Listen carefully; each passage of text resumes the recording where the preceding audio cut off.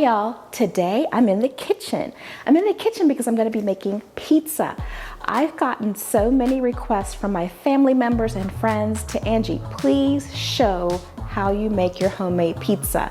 I'm going to make a homemade pizza crust and I'm going to be cooking it in the oven as well as on the stove. And I'll show you why I do both.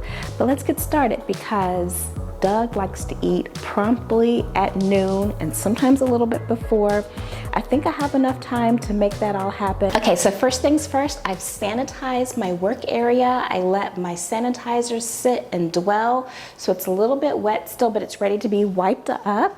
So just make sure there's no cleaner on my surface because we're going to be turning out our pizza dough onto the surface and we don't want any household cleaner on that pizza. Let's get ourselves an apron because it's gonna get messy up in here. This is my spring slash summer slash, I think it can kind of roll into fall because it's yellow and yellow is a fall color as well. Hey, 3 seasons, spring, summer, and into fall. I love it. So get myself tied up here. Got a bowl, like a medium-sized bowl. And we need olive oil, salt, flour, sugar, water, yeast. 6 ingredients, that's all you need.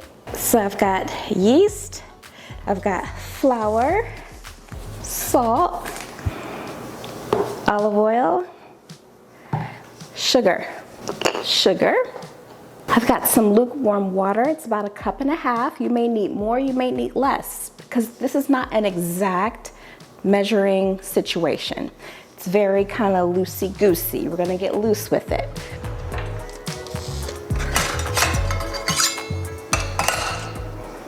I've got a 1/2 cup dry measuring utensil. Now let's talk about the flours. You can use self-rising flour, just know it'll be a little saltier. I don't quite need this. I'm gonna use my all-purpose flour. You can also use bread flour. It doesn't matter which one. In this bowl, I'm going to do,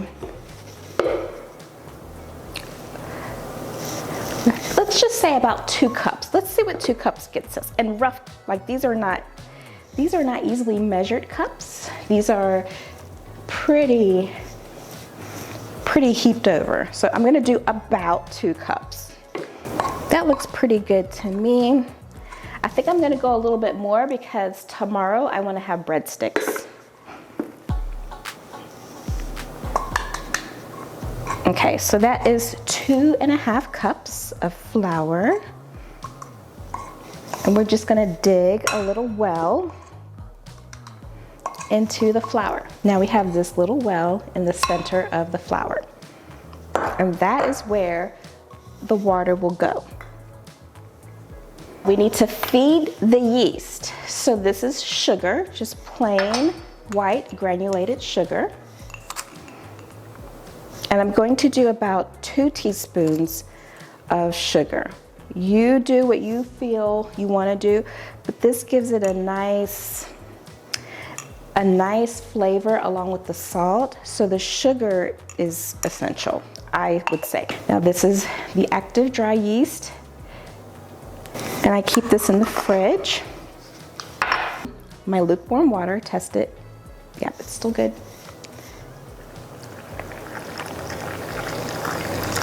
And I pour until my well is almost filled. It's not spilling over, it's just level. I will take my yeast, it's a teaspoon. It's not exact, but it's about a teaspoon. And I just sprinkle it all over the water. Now this needs to proof, it needs to hang out. So I'm just going to put this someplace warm. And because it's 115 degrees outside, that will be outdoors. So I've got it covered up and I'm going to go place this outside. I still have my coffee. Alrighty, let's go ahead and cut this onion.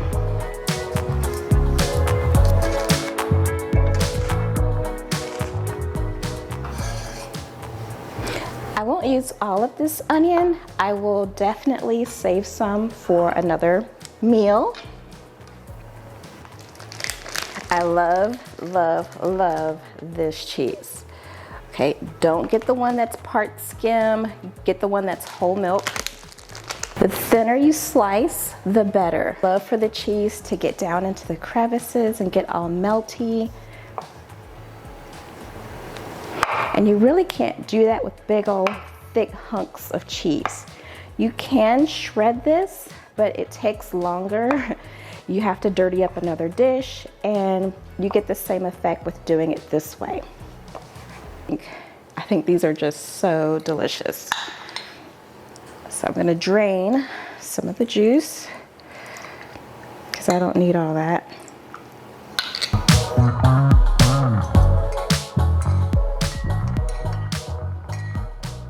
Now we've got our proofed yeast. So our yeast has bloomed, and now what I'm going to do is mix it all up. Take off my rings, no rings, because we do not want dough in there. First, I just get my hands in here, and I've washed my hands, so they're clean, they're ready to go. I'm just going to mix it up a little bit.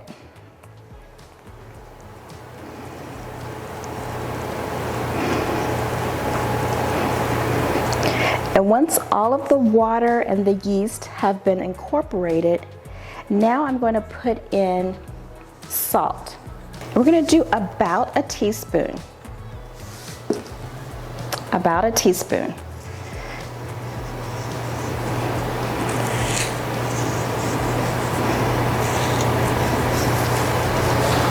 Olive oil. Just regular extra virgin olive oil. And I'm going to do about a tablespoon and a half. And then I just mix that up.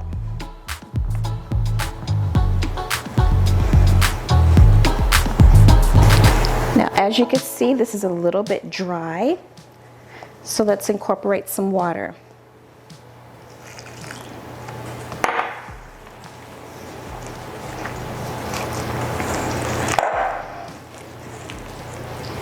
Then I can turn this dough out onto my surface, my work surface.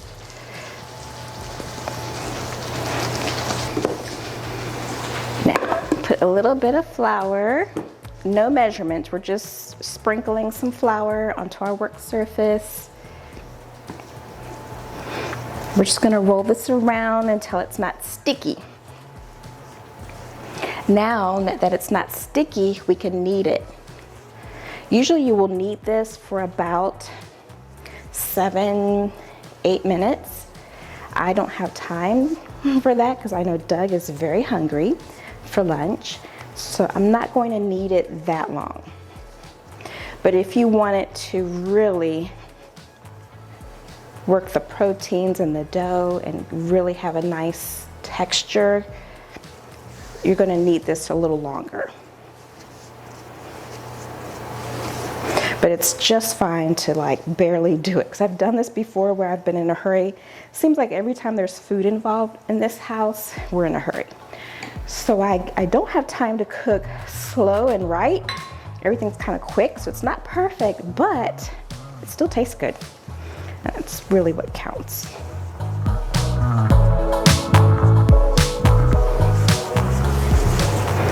I'm just doing these little quarter turns and kneading it. If your dough starts to get a little bit dry with all the flour, dress it with a little bit of water.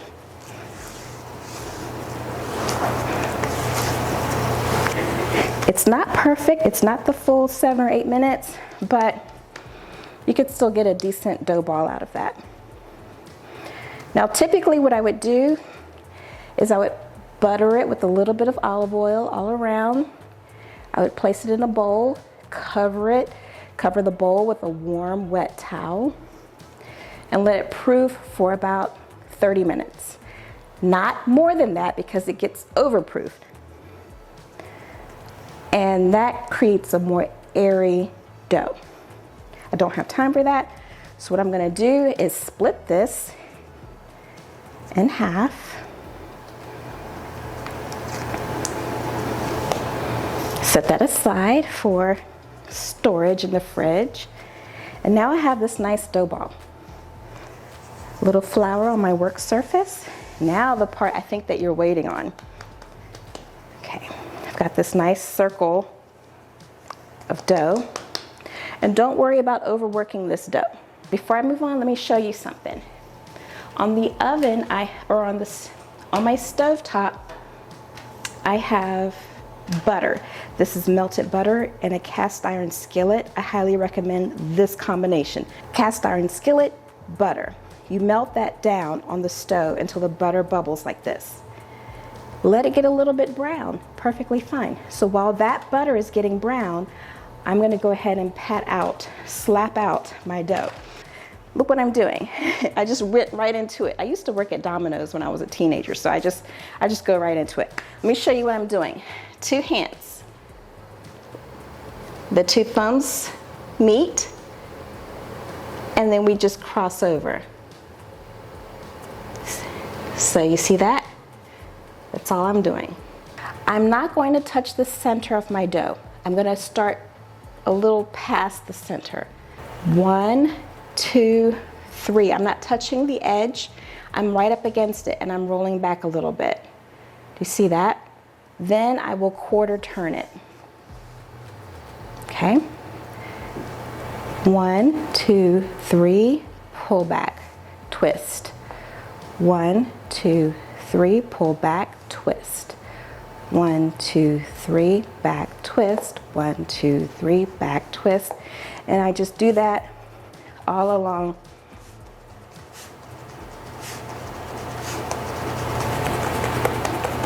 I'm not touching the center. Slap it. And you see, it's not delicate. You can work with it, okay? It's not gonna fall apart. Now let me show you the slapping. This is the motion right here. Okay, so you can't do it in slow motion. You really have to like slap that thing. And you're pulling as you're slapping. And when you're doing this, just feel with your hands. You don't need to do anything special, but just feel where your dough is getting thin. And you're gonna try to avoid those thin spots when you're slapping. You see where my dough's a little thin? The light will shine through that thin area. It will tell you exactly where you're a little too thin.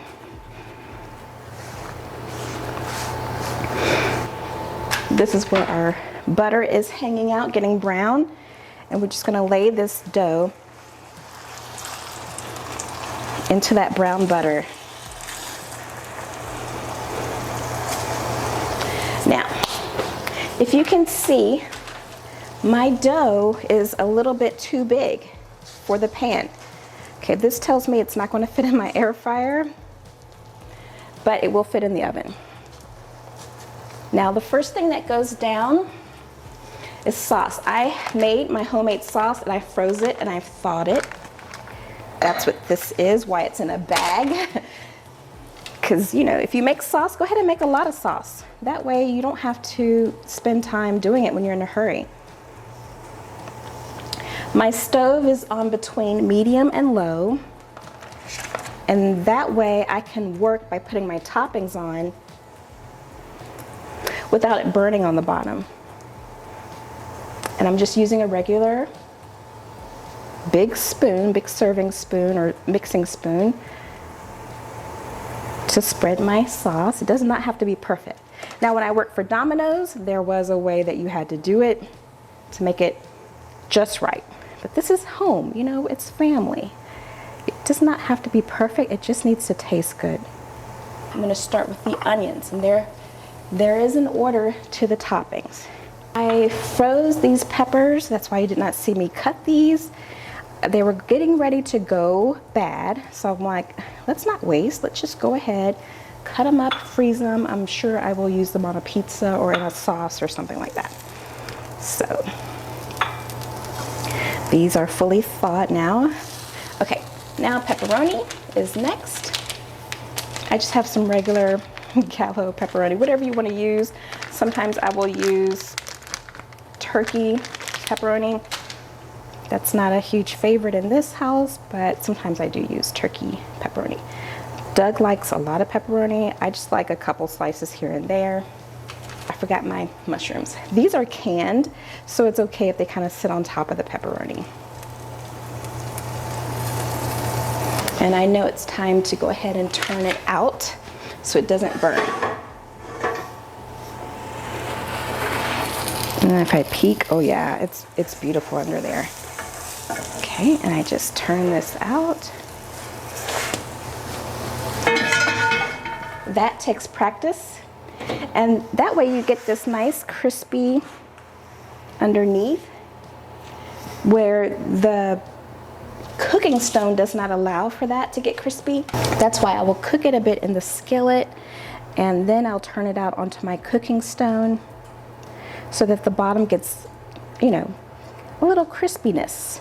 Not too crispy, not burnt, but just cooked. This goes in the oven, just like so. I've got my oven on 425. It's on the convection, so it goes a little faster. It's like an air fryer. And that's it. I'm sweating. I probably have flour all over my face, but I was trying to get that done really fast and also show you the process.